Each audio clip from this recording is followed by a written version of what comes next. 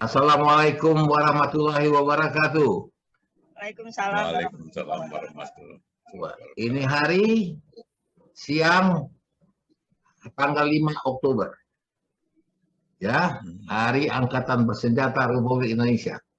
Bangga kita lihat tadi itu pesawat-pesawat berkeliling, nggak tahu apakah sampai di Jogja, di tempat Mbak Elia Masduki itu. Tapi kalau di Jakarta kita melihat tadi semacam manuver dari beberapa pesawat. Dan kita kumpul di sini, sudah lama tidak bicara dengan Pak Baharudin Aritonang ini. Ini kawan dari kecil, kita jarang bertemu. Dari kecil memang. Dia di Sedimpuan, saya di Sibolga. Dulu sama-sama main tenis. Nah, tapi saya nggak lagi main tenis karena saya udah malas. Karena kalau ketemu dia, saya kalah melulu. Buat apa? Saya teruskan. Nah, jadi, Din, bersama kita ini ada Mbak Elia Masduki. Entah bagaimana cara kita bisa bersahabat dengan dia, tetapi itu diawali oleh status dari Pak Baharudin ini di Facebook yang bicara tentang batik. Oh gitu ya. Nah, jadi Pak BA itu selalu membawa berkah apapun. Oh begitu. Selalu membawa berkahan. Berkah silaturahmi, berkah ilmu.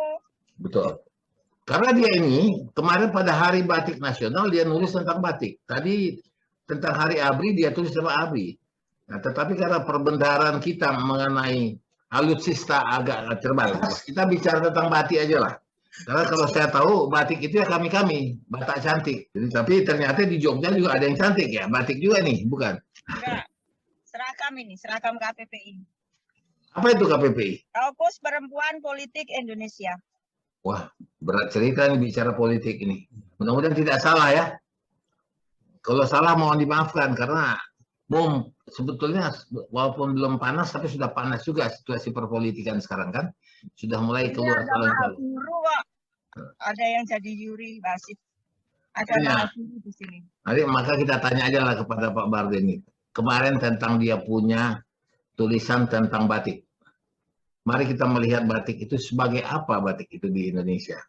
Karena saya kemarin bilang saya suka pakai batik, tapi saya tidak cocok pakai batik. Karena saya merasa tiba-tiba nggak cocok aja. Karena perbedaan. Karena saya melihat Din, karena saya lihat dia banyak batik, siapa tahu dikirimkan yang cocok, satu yang cocok buat saya gitu. Nah, saya pikir tadi dia ini adalah pedagang batik yang ekspor batiknya ke luar negeri besar dan ternyata betul, cuma dia sembunyikan dirinya. Maunya sih gitu, tapi sebelum saya ngomong gitu sudah menutup diri bahwa saya tidak suka batik, saya tidak suka kemarin itu. Betul. Saya sudah ini menawarkan sebetulnya, saya paling nggak suka. Tapi kan bisa dicoba, siapa tahu. Maka jangan kirim satu, kirim setengah lusin gitu. Coba satu-satu. Setengah lusin yang kodian itu ya Pak BA ya? Iya memang saya punya kodian. Itu di mana beli batik itu yang foto di Facebook itu di mana, Din? Oh kalau itu Beringharjo.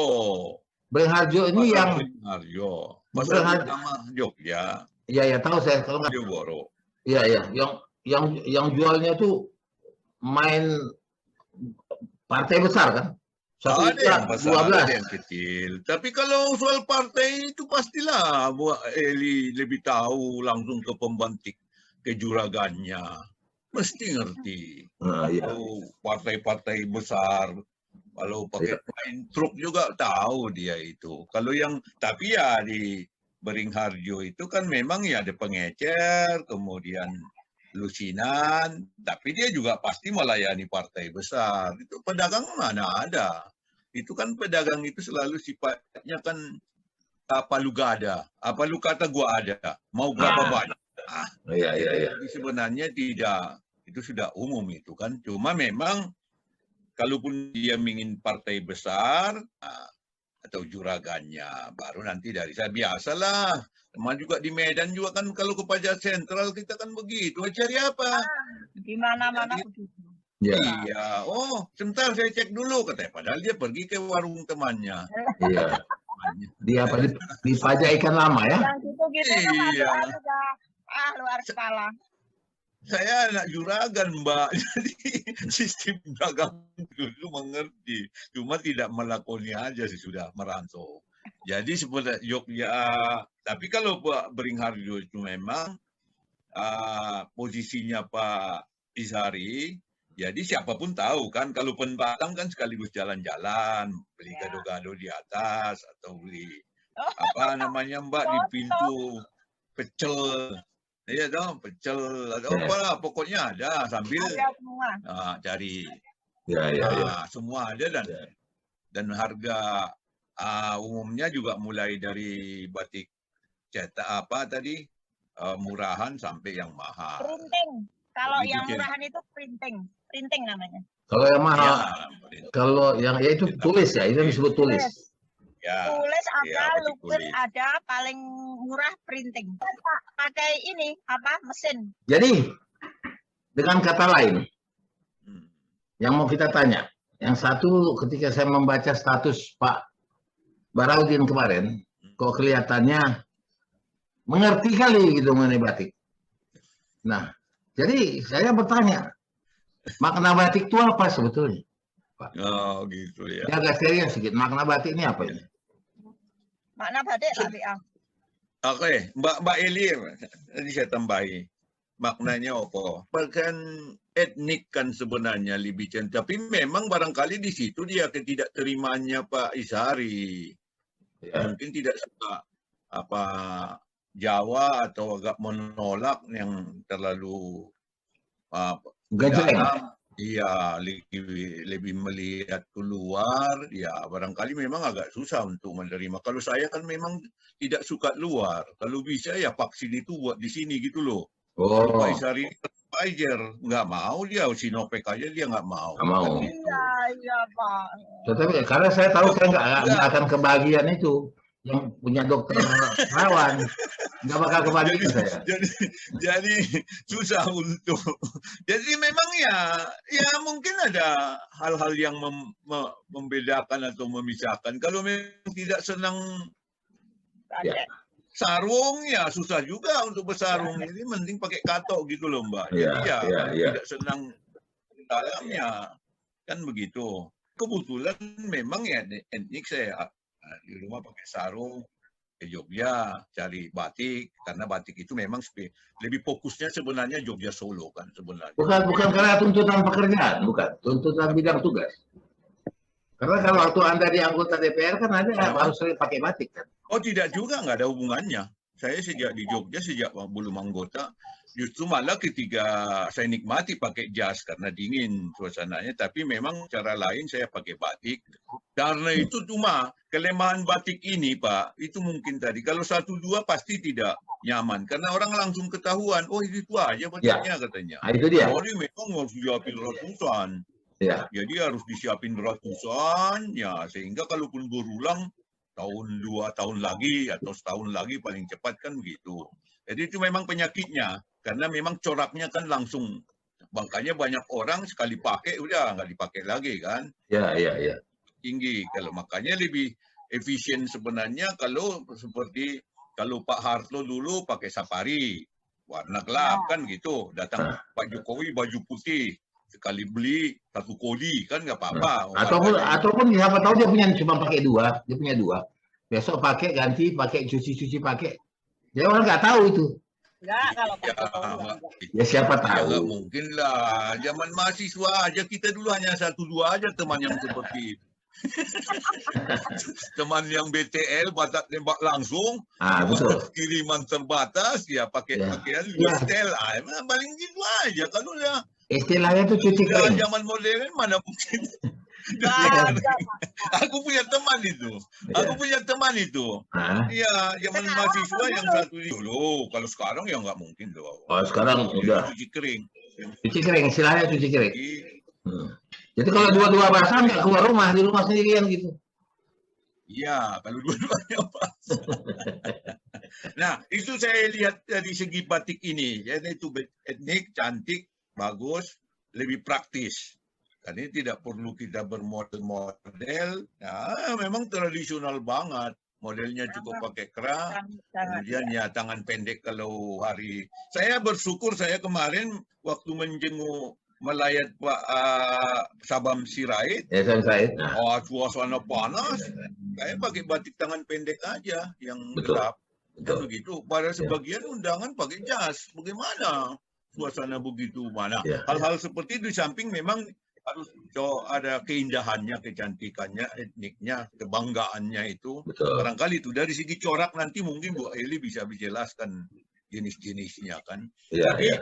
bahwa yang makanya ketika saya walaupun DPR waktu di BPK pun biasa itu saya beli 10 biji sekaligus yang kodian, katakanlah begitu diberi Beringharjo harga 100. Tapi yang pakai Pak BA nggak kelihatan itu kodian ya. Nah, mungkin syukurnya itu aja. Padahal 100.000, upahnya malah 150, lebih mahal. Ya. Untuk jahit ya.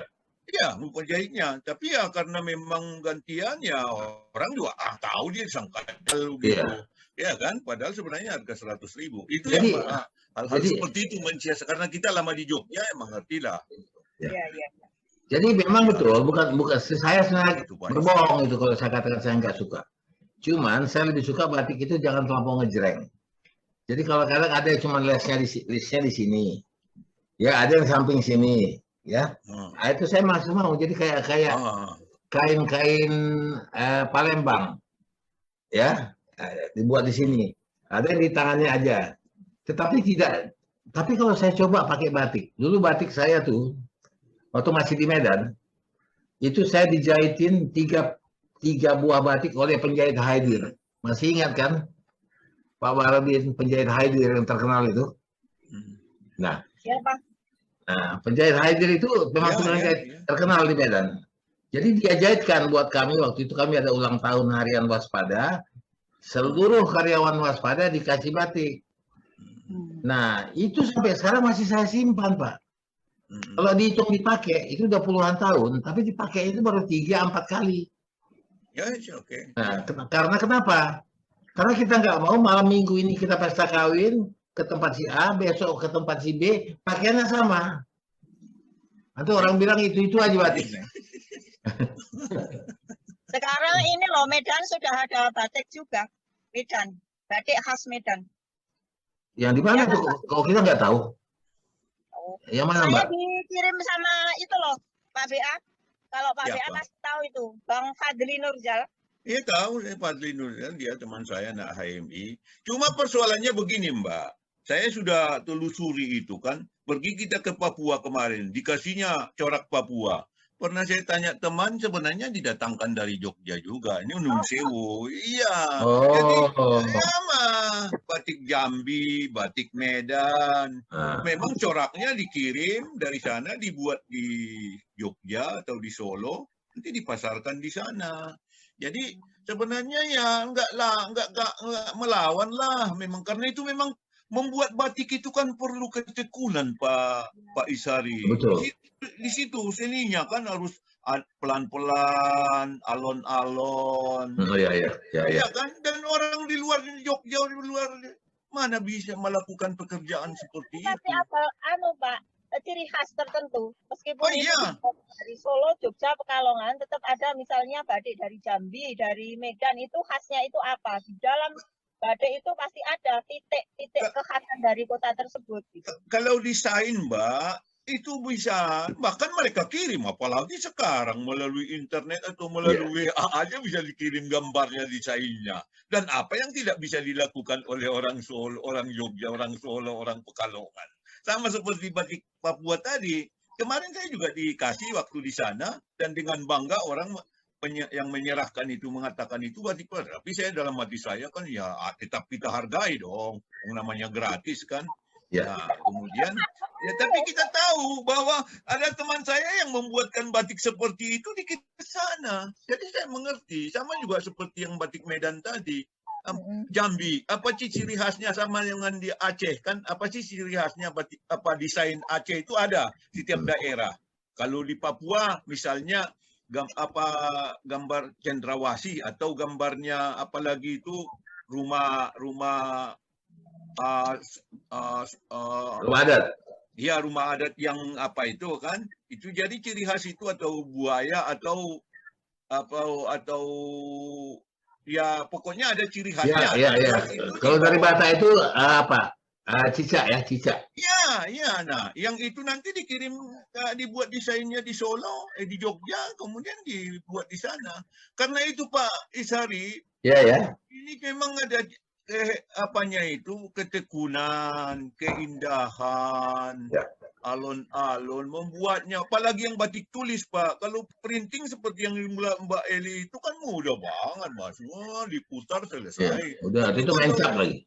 Kalau handmade, batik yang seperti yang dipakai Mandela, yang tulis, Ah, satu demi satu, Ah. itu kan berbulan-bulan untuk hanya menghasilkan betul. satu. Nah, di Jadi- situ dia.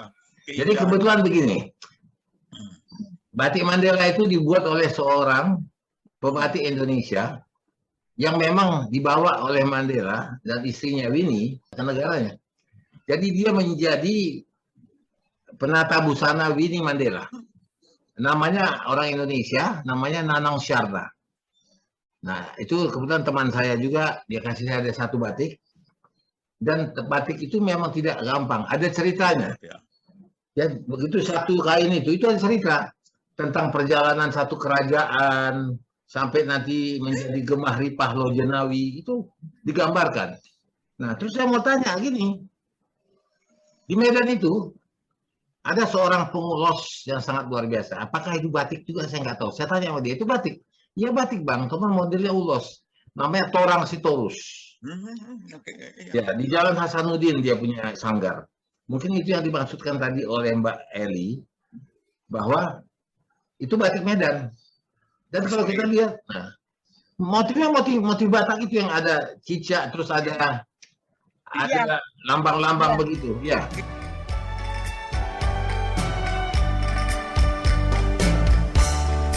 Pulang ke kotamu, ada setang